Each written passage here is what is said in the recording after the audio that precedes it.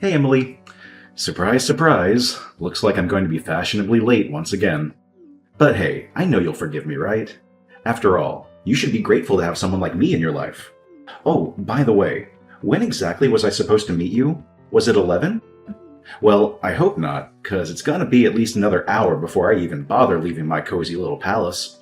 So yeah, don't hold your breath, sweetheart. Wow, seriously? That's the first thing you decide to say to me? Don't you think there's something a bit more important you should be dealing with in a situation like this? Nah, sorry. I got nothing. What? Remember we were supposed to meet at 11 a.m.?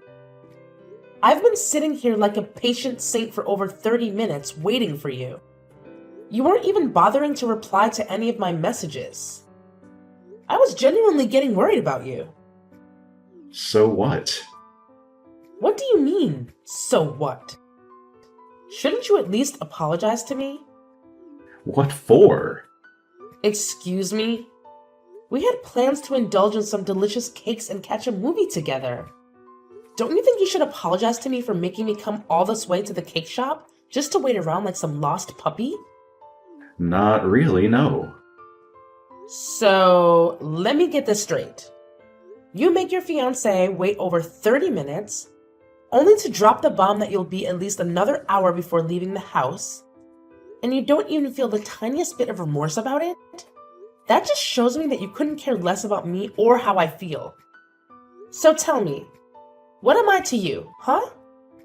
Oh, I'm just running a little late. No need to make a fuss. Quit acting like I'm deliberately trying to mess with you or whatever. Honestly, you've got some kind of persecution complex going on there. Maybe you should get that checked out. No, I don't. Any normal person would be ticked off if they had to wait nearly 2 hours for someone. If you can't grasp how I'm feeling at this moment, it's pretty clear you couldn't care less about me, right? Hey, don't you dare compare me to some normal person. Our relationship is way more complex, which means you have no right to whine when I pull stunts like this. How many times do I have to drill it into your head? Stop getting all worked up over every little mistake I make. It's your duty to forgive me. Got it? Don't you dare forget that. Again with this. I agreed to marry you, didn't I? But I'm not going to do it if your attitude stays like this. Remember how I graciously agreed to meet your mind-numbingly dull family before we get married? I'll be stuck at your parents' place, dying of boredom for a whole day, just counting down the minutes until I can escape. So you're gonna wait a couple of hours for me, okay? It's absolutely nothing compared to the torture you're about to subject me to in a couple of weeks. So save your complaints, all right? What I'm going to put you through? For meeting my family? That's so rude. It's not rude considering who they are. Your dad's just some construction worker. It's not like he's some big shot or anything important. Your family should feel privileged that I even bother agreeing to meet them. I don't normally waste my precious time visiting families with low incomes, you know? Waste your time? Low income? I can't believe how insensitive you're being right now. You're talking about my own family, and you haven't even met them yet. I had no idea you had this side to you. This isn't some run-of-the-mill relationship. You should have figured that out by now.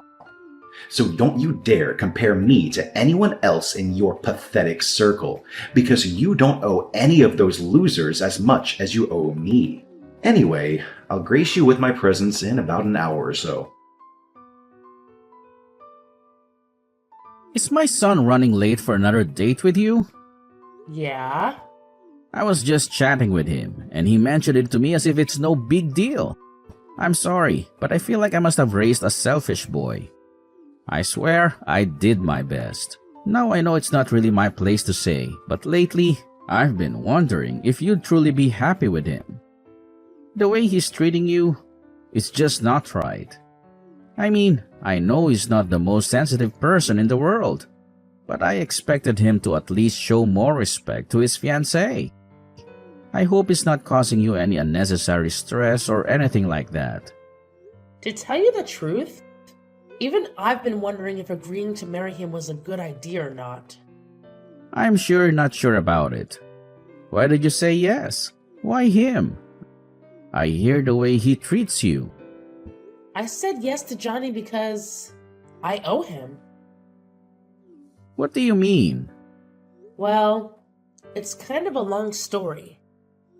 Back in high school, I wasn't exactly Miss Popular. The popular girls made it their mission to bully me, and things got really rough. One evening, I was minding my own business, heading to a bookstore alone, when a bunch of senior guys, the really mean ones, spotted me and surrounded me. I'm pretty sure they were high or drunk or something. They started demanding money from me just to let me pass. And if I didn't cough up the cash, they threatened to take it from me in some other way. These guys were seriously messed up. Like getting suspended for drugs and assaulting teachers kind of messed up. And me? Well, I was just a girl. I couldn't even defend myself against the mean girls at school who bullied me, let alone these guys. That night, they could have done anything to me. I tried fighting back to escape, but it only made them angrier. And they started hitting me. Oh my God. Johnny happened to be on his way home from a basketball game that night and witnessed the whole thing. He had his baseball bat with him and approached them from behind. Everything went down in a blur. I don't think any of those guys had any clue about what hit them or who was responsible. Johnny came to my rescue that night. I really think those guys were planning on taking more than just my money that night. I had no idea that happened. Johnny never told me. Like I said, those guys had no idea what hit them. Rumors spread around school that they got seriously messed up, but nobody knew the full story. Little did anyone know that Johnny was the one behind it all. It's like everyone thought I had some secret ninja skills or something because nobody dared to mess with me at school after that incident. Johnny didn't just save me that night. He completely transformed my school life. No more teasing or bullying. If Johnny hadn't been there, things could have turned out way worse. I owe Johnny big time. Maybe even my life. I see. Johnny was a pretty wild kid himself. It doesn't surprise me that he jumped into a fight, coming up behind some guys when he had a bat. Well, if he did it to save someone, I can't really complain. Back in the day, I didn't even know Johnny. He's a few years older than me and didn't go to my high school. After that crazy night, I was too shaken up to say much to him. And we never crossed paths again. Well, not until years later, after I finished college. One of my buddies dragged me to a club, and there he was, Johnny. I recognized him right away. He was the guy who saved me back in high school. Funny thing is, he didn't remember me. I guess I've changed a lot since the last time he saw me. But you know what? When he came to my rescue that night years ago, and now seeing him again, I couldn't help but think it was fate. That's why I wanted to be with him. I had no idea about any of this. And I had no idea you felt that way about my son. But lately, I've been having doubts about being with Johnny. There are times when I feel like he's using me or not reciprocating my feelings. Whenever he does something that ticks me off, if I dare speak up, he throws that knight in my face. It's like he expects me to forgive every single thing he does just because of what he did for me that one time. I'm really sorry, Emily. I had no idea that my son helped you like that back then, and I had no clue he was using it against you all this time in your relationship. You see, I had a tough life, and I didn't want my son to experience the same hardships. So I've been lenient with him and given him everything he wanted. I never realized it would turn him into someone who uses a single good deed as an excuse to get away with all the bad things he does to others. Yeah. He doesn't seem to care about your feelings at all. He's using what he did years ago as an excuse to treat you like garbage and get away with it. He only cares about himself. God, he's just like I was when I was his age. I should have seen this earlier. I guess I was hoping he'd change like I did. You used to be like that? What made you change? I messed up really bad at work, but the owner of one of my clients' firms helped me. What do you mean you messed up? I did something really stupid, and nobody was ready to cover for me. I thought my life was done for. But you won't believe what went down. The client I tried to pull a fast one on, the boss of his company, reached out to me. He said he'd forget the whole mess if I promised to never pull a stunt like that again. All he wanted was for me to stick to the right path from then on. So I made a deal. That's all it took? Isn't it weird how things work out? I could have easily lied to that guy, saying I'd changed without actually doing a thing. Most folks would laugh it off, feeling lucky they dodged a bullet and continue being their old selves. But something shifted in me. I couldn't figure out why he helped me without gaining anything in return. See, I used to think successful business people had to be ruthless, no exceptions. But this dude showed me that you can be kind and still make it big. So I decided to give it a shot. I started building more business connections, making friends along the way. Before long, I had my own company up and running, and it's doing well. It may not be as massive as his, but it's big enough that I can provide Johnny with everything he desires, and money isn't an issue for me. So that's how you got your company off the ground? It was the experience that changed me. I was kind of hoping that it would be Johnny's marriage that changed him. Maybe when he gets to meet your family and realizes how nice they are. I don't know. I just hope he starts being nicer to you. You deserve it, and he shouldn't be treating you like this. I'll tell you what. Give Johnny another chance, see how it goes when he meets your family. And I'll give him one more chance to change too. It pains me to see how insensitive he's being to you. If he messes up again, I don't think I'll be able to forgive him. And don't think for a second that you have to either, okay? Okay. Maybe when he meets my family and sees where I come from, something will click in him. I'll give him another chance to turn things around. I still believe it was fate that brought us together. Thanks, Mr. Brandon. I'll let you know how it goes. Where are you? We should have been there by now. What the heck are you doing? Give me a break. I just woke up. You what? I went out drinking with some friends last night, and I got home really late. I had the worst hangover this morning, and I was hoping I could sleep it off. I went back to bed, and, well, let's just say your annoying texts woke me up again. I can't believe you. You knew we were going to meet my family today. Why did you go out drinking last night? That was today? I totally forgot. For some reason, I was thinking that was next week. We were supposed to be there for 1 o'clock lunch. Whatever, we can still go today. Just give me a couple of hours to get ready. I'll swing by and pick you up. Tell your parents we'll be there for dinner instead. I won't be doing that. And by the way, your dad wants to talk to you. Huh? I already called my parents and said we weren't coming. Then I called your dad. He couldn't believe you did it to me again.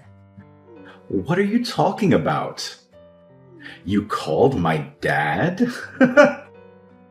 Just stop. I'm too hungover for any of your jokes. I'm not joking. Are you saying that we're going to my dad's house instead? My head is still pounding. I'm too hungover for this right now. Look, I don't know what you've been talking about, but whatever. Whoever's house we're supposed to be going to today, just give me a couple of hours. And tell whoever it is that we'll be there for dinner instead of lunch. And if you promise not to bug me about this on the way to wherever we're going today, I'll give you $1,000. How does that sound? Like I said, I'm too hungover. I didn't want to deal with your nagging today. What? If I give you a bunch of money, You'll shut up, right? If we're going to your parents' house today, give it to them so they'll shut up about me being late. They're poor, they need it. And I'm in no shape to hear anyone complaining today. It's a win-win. How dare you? You think you can just pay me and my family off now? If you haven't even met them yet, and you think if you flash your money around, all will be forgiven? Yeah, I do. Poor people need money, and they'll do anything for it. It's not like I'm making them work for it either. I just want them to shut up. They don't want your money, and they certainly don't need it. And neither do I. Yeah, right. Johnny, you're not my son anymore, and I'm writing you out of my will. Huh? I said from today forward, you're not my son anymore. You're nothing to me. Dad, what's going on? Are you drunk or something? Did I do something? If I did, I'll just apologize. So don't get so bent out of shape. Have you heard the phrase, you reap what you sow? What? Not only did you insult Emily's family by not going there today, you insulted her and her family by trying to pay them to shut up. I didn't raise my son to act like that. I'll never forgive you for how you've been treating Emily and now her family too. You're a disgrace to my family name. What are you talking about? You're supposed to be marrying their daughter, yet you don't have the decency to even go meet them. I thought I raised you better than this. Oh, who cares? Her parents are low-class citizens. Her dad's a blue-collar worker. They don't have any money. They should be coming here to see me, not me wasting my time going there. Then again, they'd probably steal something if they did come here. Why do you think I haven't let Emily move in with me yet? Because I haven't equipped the place with cameras yet. I didn't want her letting her parents in when I'm not home and everyone robbing me blind. You're horrible. You haven't even met them. If you hate them so much, why are you marrying Emily in the first place? Because she's beautiful and does whatever I say. Plus, she owes me. So I can do whatever I want and she can't complain about it. That's what you think a wife should be? You're further gone than I ever thought before. I was stupid for thinking you would ever change. Exactly. I haven't changed. So why are you so upset with me now? Because you never been engaged in committing to spend the rest of your life with someone before. Hey, what the heck did you do to my dad? How dare you bring him into this? He has nothing to do with you and I, and nothing to do with me and your family. I thought you were supposed to be a good girl and do what I say. But this is what you do to me? Is that what you expected from me? I gave you everything. I spoiled you. I showered you with gifts. And in return, you were supposed to do whatever I said. And then you run off and tell my dad the instant I do something you don't like. Where's your appreciation for what I did for you back when you were in high school? So that's it, huh? That's what I mean to you? I finally understand. What are you talking about? Don't answer that.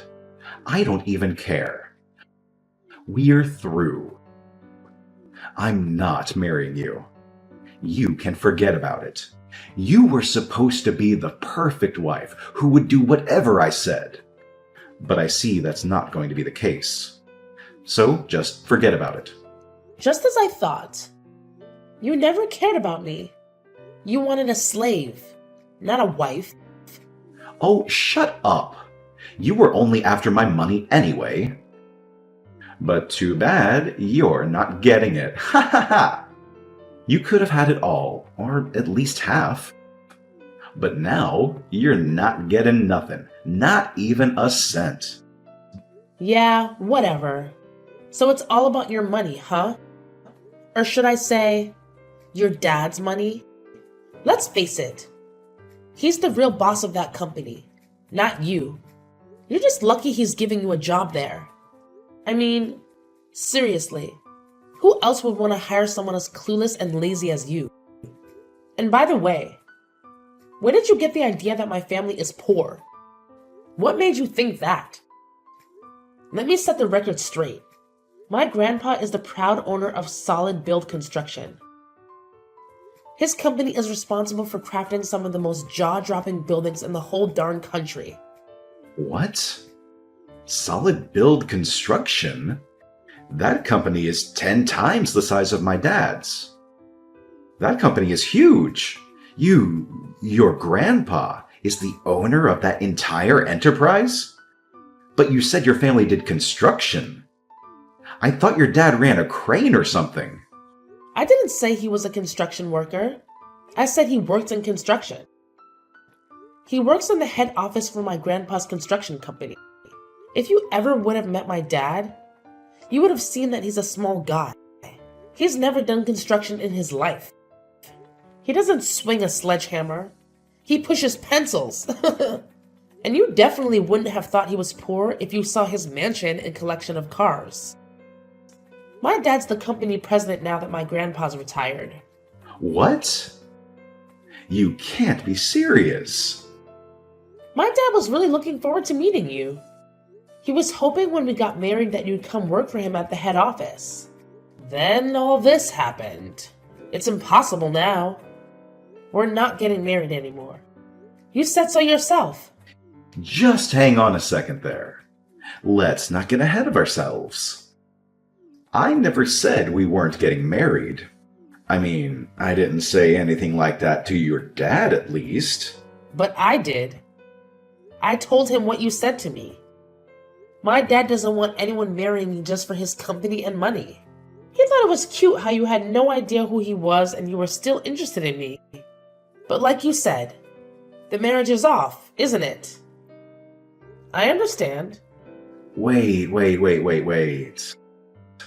I apologize for saying those terrible things about your family. I had no idea who they were. I apologize from the bottom of my heart.